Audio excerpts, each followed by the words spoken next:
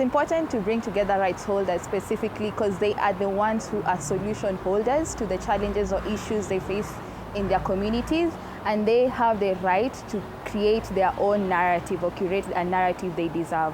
Most of these organizations are struggling with fundraising, and so how do they fundraise better? Through the telling of the stories of their organizations.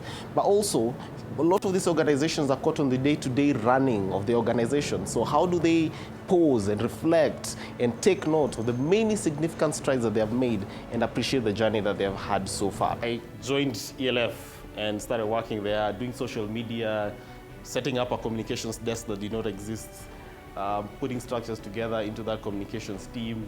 And before long, I was then getting myself into a bit of programs work, and so transitioned from communications to programs, started doing programs, and before long, I was asked, hey, we had a programs guy who left the organization, would you, and I actually went and told my boss, I think we can steer this ship as we figure out our situation. So those are stories that we can tell you about moments in your organization where you think everything is going great, and then we had a mass exodus, and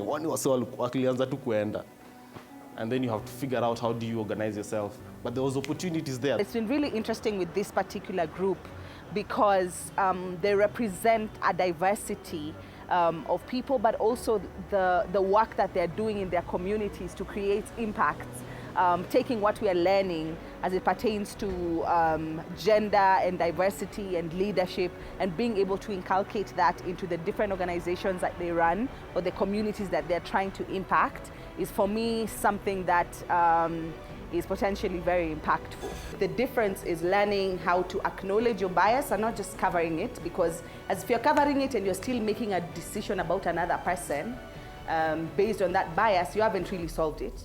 But if you acknowledge it, that you have that bias, that, hey, I walked into this meeting and the woman I'm meeting is having whiskey, and acknowledging that I'm not comfortable with the fact that she's having whiskey.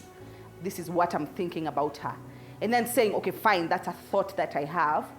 And once you've acknowledged it, putting it aside, and then having this conversation with this woman with, once you've placed aside that bias. And so I engaged them on a process of storytelling and life mapping, looking at where did the organization start, what was the inspiration behind starting the organizations, and what is the story, how does their personal story connect with the journey of the organization. And then after that was giving them a technique called plotting, using a Cartesian plane that they're able to plot the different steps of that journey and appreciate the journey. This becomes a reflective moment and a moment that they can use to then plan ahead for their future. And so you can come here and say, this is me being born and this is why it's there. This is where I started my organization. This is when we lost everything at my organization. This is when we got our first funding. This is when we lost a senior member of the team. This is when this happened. This is where we are right now. Because we need to see, where are you right now? We are living in a world today where if our opinions, our decisions, our choices are not guided by empathy and are not guided by being able to understand the experiences of the other person, while recognizing that we are all unique in our diversities, when we really cannot have unity. I've seen some brilliant approaches where mothers of victims of extrajudicial killings have been trained on advocacy, and they're the ones who are taking petitions to court. And the powerful thing about that is that it's not just someone from Transparency International or Amnesty sitting in a boardroom saying, these are the number of Kenyans who are being killed, outside by cops.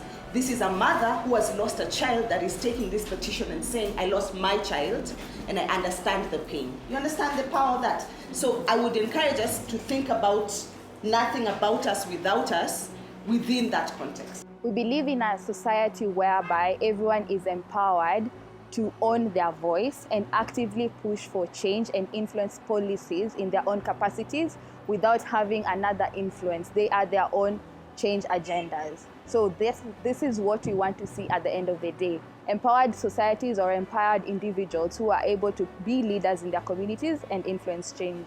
So it was indeed a fantastic time that we had with them, a lot of honest conversations, inviting them to be vulnerable with us, and inviting that we also create camaraderie among the organizations.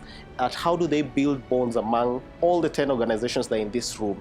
How do they ensure that they can coordinate and they can partner better? Because when you know someone's story, when you know an organization's story, it's easy to connect with them. And we're hoping that these connections go a long way in creating a network of organizations that are connected and organizations that can go a long way in supporting one another in their growth journey.